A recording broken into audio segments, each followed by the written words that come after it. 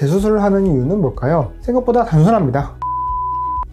여러분이 열심히 번 소중한 돈으로 시간을 들여서 위험성 감수하면서 수술을 받는 거예요. 그러니까 꼼꼼하게 체크하세요. 정확하게 요구하세요. 그래야 재수술을 피할 수 있습니다.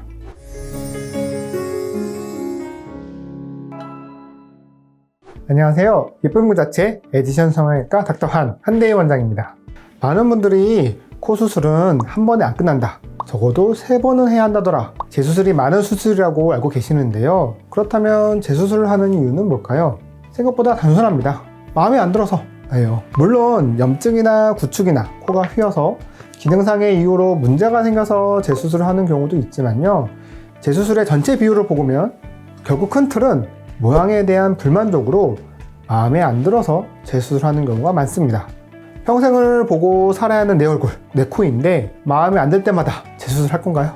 여러분이 열심히 번 소중한 돈으로 시간을 들여서 위험성 감수하면서 수술을 받는 거예요. 그러니까 꼼꼼하게 체크하세요. 정확하게 요구하세요. 예를 한번 들어볼게요. 원장님, 저는 코를 좀 얄쌍하게 하면서 높게 해주세요. 어때요? 어떤 코를 원하는지 전달이 잘 되는 것 같아요? 아마 이게 뭔 문제지? 라고 생각하시는 분들도 계실 텐데 질문을 한번 바꿔볼게요. 어느 정도 돼야 얄쌍하는 거죠? 뭐가 낮고 뭐가 높은 걸까요?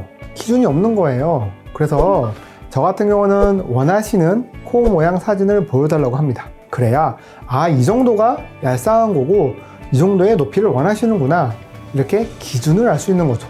병원의 선택, 집도의의 술기 뭐 다 중요하지만 본인이 어떤 코를 원하는지 정확하게 전달해 주는 게 기본이에요. 그래야 그 느낌을 실현시키기 위해서 디테일한 수술적인 부분을 제시해 드리고 조율을 하는 거죠. 만약에 어떤 코를 원하는지 말게 설명하기 어렵다 하시면 상담하실 때 사진을 들고 오시면 소통에 도움이 됩니다. 꼭 이 코를 만들어 드리겠다는 게 아니라요, 본인이 원하는 정도를 제가 알 수가 있는 거죠. 그리고 이제 선이 안 예뻐서 재수술하는 경우인데요, 코 수술에는 중요한 선들이 있습니다.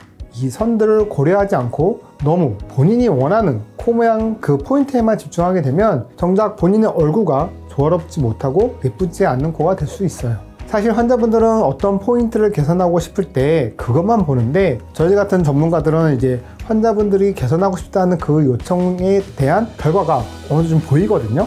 예를 들어서 원장님, 저는 코끝을 지금보다 더 높게 해주세요 라는 요청을 하시는 분들이 계시는데요, 그런 환자분의 조건이 코끝을 더 높이기에는 적합하지 않다 하면 무조건 해드릴게요, 됩니다, 이게 아니라 그러면 콧구멍이 들려 보일 수도 있고요, 피노키오처럼 보일 수 있어요 라든지 객관적으로 정확하게 피드백 해드리는 것이 반드시 필요하고요. 그래야 만족도 높은 성형 결과가 나온다고 생각합니다.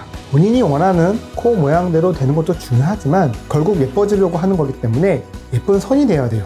자, 그럼 이제 이 선이 뭐냐에 대해서 한번 이야기 해볼게요. 성형외과 교과서에는 뭐 리케츠 라인이라고 해서 코끝에서 턱끝으로 이어지는 선부터 시작해서 여러 가지가 있는데요.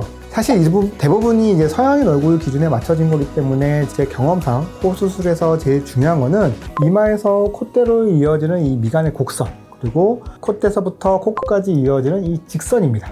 특히 이 코끝의 바로 상단 부분이 있죠. 그 미간에서부터 코끝까지 이 사이에는 이 콧등 부분이라고 저는 설명을 드리는데, 이 부분을 최대한 펴서 이 직선 느낌을 최대한 살리면서 코끝으로 자연스럽게 이어지게끔 하려고 합니다. 그게 바로 제가 좋아하는 신세경씨 코라인이라고 보고 있는데요, 그렇게 됐을 때 예쁜 코라인이 됩니다. 만약 이 선들의 각도와 길이가 본인의 얼굴 비율, 골격과 조화롭지 못하고 예쁘지 않으면 코 수술 후 콧대는 높아졌는데 아바타 코가 된다거나 코끝이 길어져서 긴 코가 되기도 합니다. 한마디로 호불호가 강한 코 라인이 되는 거죠. 그래서 주변에서 너무 티나는 것 같아, 너무 어색한 것 같아, 이런 반응들이 여러분들 결국 재수술로 이어지게 하는 경우가 참 많아요. 그래서 제가 늘 강조하는 것 중에 하나가 바로 호불호가 없는 코입니다. 자꾸 보아도 일찍나지 않고 연령대가 타지 않는 그런 코입니다. 20대에 수술한 코가 30대, 40대, 50대가 봐도 어색하거나 이상하지 않게 하는 거죠. 대학 신입 환영회 때도 제 코 예쁜데 그랬던 코가 자녀 학부모 회의 참석해도 뭔가 분위기가 남다른데, 이런 거 있잖아요. 나이가 먹어도 괜찮은 거. 한 번 할 때 제대로 본인 얼굴에 딱 맞는 자연스럽지만 화려한 코, 요즘 말로는 자려한 코라고 하죠. 그게 바로 제가 선호하는 호불호가 없는 코의 느낌이라고 생각하시면 됩니다. 여기서 여러분께 한 가지 말씀드리고 싶은 게 있는데, 본인에게 딱 맞는 코 라인으로 수술이 잘 되었음에도 불구하고 회복하는 과정에서 코끝이 들려 보인다는 분들이 간혹 계세요.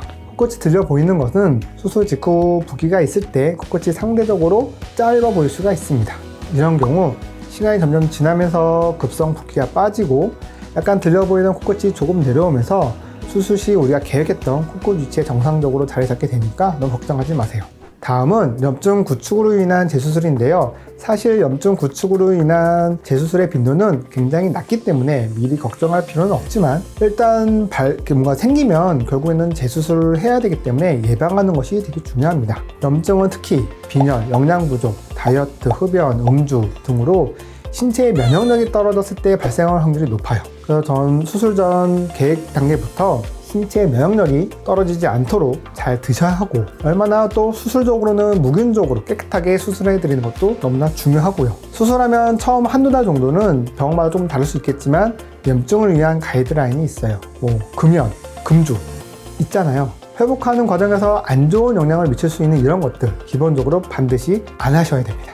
물론 염증이 생겼다고 해서 무조건 구축축 생기는 건 아니에요. 하지만 염증이 반복되고 방치되고 지속이 되면 그럴 경우 조직들이 손상이 되면서 쪼그라드는 구축 현상이 일어날 수 있어요. 그리고 코 수술부의 염증은 이렇게 자연적으로 낫지는 않아요. 결국은 차이가 있을 뿐 치료 과정이 반드시 필요한 부분이고요. 수술 초기에는 치료 과정에서 집도의가 확인하고 조치를 취하기 때문에 크게 문제가 없는 경우가 있지만 수개월이 지났는데도 누런 지물이 나온다거나 어디 통증과 이상 증세가 반복된다면 반드시 병원에 내원하셔서 그에 따른 적절한 치료를 받으셔야 모양의 변형을 예방할 수 있습니다. 오늘은 만족도 높은 코 성형에 대해서 이야기해 보았는데요. 어떻게 도움이 좀 되셨을까요? 사실 많이 알아보시고 공부를 열심히 하신 분들은 뻔한 내용이라고 생각할 수 있으실 텐데요. 실제로 상담이나 재수술을 하시는 분들과 소통하면서 정말 필요한 내용이라고 생각해서 좀 정리해 보았습니다. 특히 처음 코 성형을 계획하신 분들은 유형이 뭐 나쁘다 안 좋다 이런 건 아닌데, 우리가 옛날 졸업사진을 보면 그때 왜 이러고 찍었을까 하는 것처럼 현타가 올 수가 있어요. 때문에 너무 유행만 따라한다거나 충동적으로 결정하지 마시고 무조건 다 된다든지 간단하게 끝낼 수 있는데 복잡한 수술을 권한다든지 개인적으로 그런 것은 피하시는 게 좋고요. 본인이 원하는 느낌은 살리되 본인한테 가장 잘 어울리는 코를 해줄 수 있는 곳에서 하시는 게 제일 좋습니다. 오늘 영상과 관련해서 이해가 안 되는 부분이나 다른 궁금하신 점이 있다면 아래 댓글로 남겨주시고요. 저는 다음에 더 유익한 영상으로 뵙겠습니다. 감사합니다.